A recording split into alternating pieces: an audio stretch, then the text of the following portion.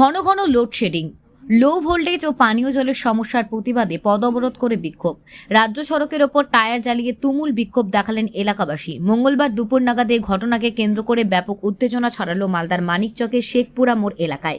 ঈদের নামাজ চলাকালীন বিদ্যুৎ বিভ্রাট। ঈদের উৎসবের মরশুমে ঘন ঘন বিদ্যুৎ বিভ্রাট। মাঝে মধ্যে বিদ্যুৎ থাকলেও লো ভোল্টেজ জনিত সমস্যা, তার উপর প্রচণ্ড ভাবসা গরমে নাজেহাল হচ্ছেন এলাকার সাধারণ মানুষ। সমস্যার কথা বিদ্যুৎ দপ্তরে বারংবার জানিয়েও মেলেনি প্রতিকার। তাই মঙ্গলবার সকালে এক প্রকার বাধ্য হয়ে টায়ার জ্বালিয়ে পথ অবরোধ করে বিক্ষোভ দেখালেন এলাকাবাসী। ঘটনাটি ঘটেছে মালদার মানিকচক ব্লকের শেখপুরা মোড় এলাকায়। শেখপুরবাসীর অভিযোগ, আমরা বিশুদ্ধ পরিশ্রুত পানীয় জল পাচ্ছি না। আমাদের আগামীকাল 17/6/2024 কুরবানি হলো। এই কুরবানির উদ্দেশ্য নিয়ে বিডিও সাহেব আমাদের গোটা মানিকচক ব্লকের পিস কমিটির মিটিং ডেকেছিলেন শুক্রবার দিন সন্ধ্যার সময় 5টার সময় আমরা গিয়েছিলাম। আমি শেখপুরা জামা মসজিদের প্রেসিডেন্ট হিসাবে গিয়েছিলাম সেখানে।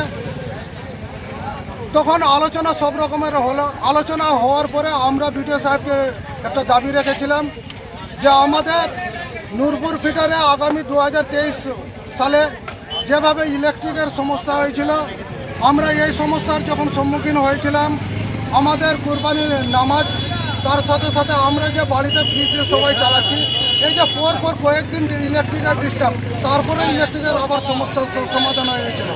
তো এই ডিস্টার্বের জন্য আমরা আমাদের খুবই কষ্ট পেয়েছিলাম। এই উদ্দেশ্য নিয়ে ওকে বলা হলো কি স্যার, আমাদের যাতে এই 2024-এ কুরবানির দিন বিদ্যুতের সমস্যা না হয় তার ব্যবস্থা করবেন। উনি আমাদেরকে জিজ্ঞাসা করলেন যে আপনাদের নামাজ কটার সময়।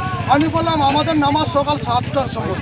তো উনি আশ্বাস দিলেন যে আমি বিদ্যুৎ দপ্তরের সাথে কথা বলবো, আপনাদের ইলেকট্রিক সমস্যা হবে না।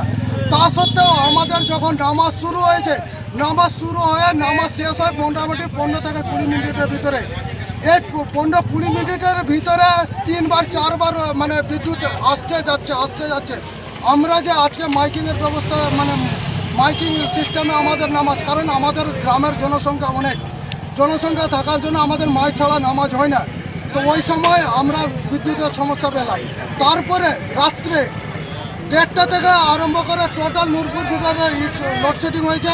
লোডশেডিং হওয়ার সাথে সাথে আমরা সকাল 7টা 20 ইলেকট্রিক পেলাম। তো বিডিও সাহেব যে আশ্বাস দিলেন যে ইলেকট্রিকের সমস্যা হবে না, তার উপরে ইলেকট্রিকের সমস্যা কেন হলো, বিডিও সাহেব এর জন্য দায়ী এবং এর উত্তর বিডিও সাহেবকে দিতে হবে। এই উদ্দেশ্য নিয়ে আমরা পথ অবরোধ করেছি।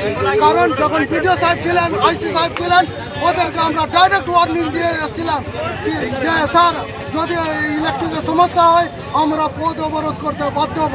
তাই আজকে আমরা পথ অবরোধ করতে বাধ্য হয়েছি। ঠিক আছে, তার পাশাপাশি দেখুন জলের আচ্ছা পিএইচির জল আমরা সময় পাই না।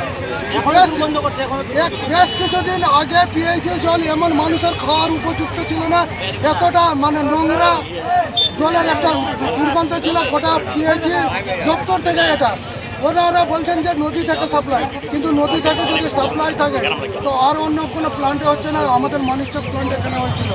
এর জন্য আমরা মানিকচকবাসী হিসাবে আমরা যে নোংরা জল খেলাম, এই নোংরা জল খাওয়ার দায়িত্বটা কে নেবেন?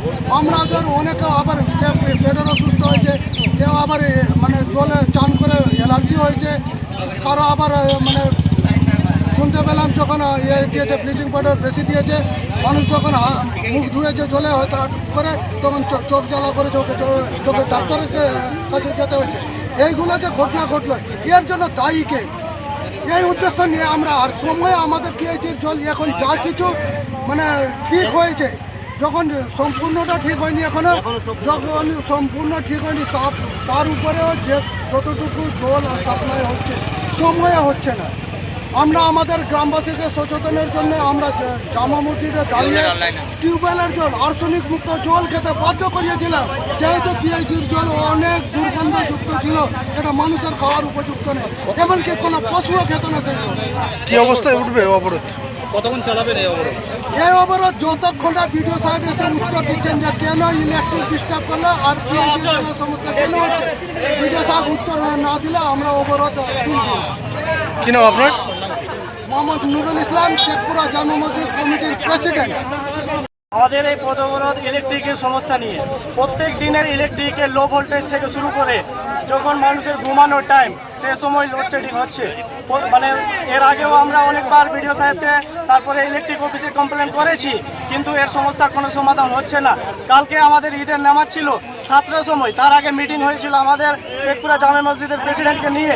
তাকে বলা হয়েছিল 7টার সময় জামাত আছে, আমাদের লাইনটা যেন ঠিকঠাক থাকে। বিডিও সাহেব আমাদের কাছে দিয়েছিল ঠিক আছে সেটা আমি বলে দেবো, কিন্তু কি আমাদের 15 মিনিট লাইন কন্টিনিউ দিতে পারেনি। তার জন্য আমরা এই পথ অবরোধ করেছি। আর যাতে প্রত্যেক দিনে যে লো ভোল্টেজের সমস্যা মানুষ সমস্যার সম্মুখীন হচ্ছে, এটা যেন মানে বিডিও সাহেব আর ইলেকট্রিক অফিসের সমস্ত স্টাফকে বলা হচ্ছে, তাদেরকে ফোন করছি, ফোন তুলে না, ভালো করে কথা বলে না, বলছে ইনভার্টার লাগিয়ে নাও, এরকম করে কথা বলছে। তারপরে আমাদের সমস্যা হচ্ছে জলের। এখান থেকে আমাদের শেখপুরা গ্রাম থেকে 100 থেকে 200 মিটারের মধ্যে আছে পিএইচই আছে, কিন্তু তা সত্ত্বেও আমরা ভালো করে জল সাপ্লাই পাচ্ছি না। আজ 2 দিন থেকে জল ছিল না, আজকে সকালে জল এসছে। এই নিয়ে আমাদের পথ অবরোধ চলছে। কতক্ষণ চালিয়ে যাবেন আপনারা? যতক্ষণ না এখানে বিডিও সাহেব এসে আমাদের কোনো আশ্বাস দিবেন ততক্ষণ আমাদের পথ অবরোধ চলতে থাকবে। কার গাফিলতির জন্য এরকম হচ্ছে কি বলবেন? এটাই হয়তো ইলেকট্রিক অফিস হবে, তারপরে পিএইচি সমস্যা আছে, পিএইচি স্টাফ হতে পারে। একমাত্র দায়ী হলো এসএম। এসএমকে আমরা শেখ ইসমাইল। বহুবার অ্যাপ্লিকেশন করেছি। দেখতে থাকুন নিউজ প্রাইম টাইমস, আপনাদের সাথে আপনাদের পাশে।